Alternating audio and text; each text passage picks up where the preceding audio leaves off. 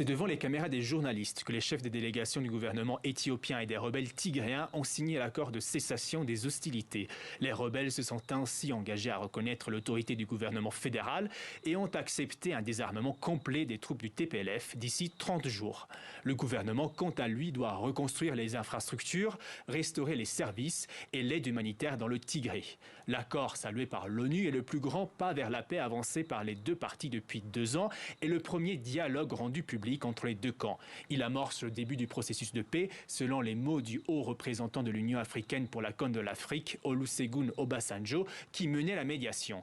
Les pourparlers avaient commencé le 25 octobre dernier sous l'impulsion de l'Union africaine et alors que les forces fédérales s'emparaient de villes clés comme Shire et Alamata.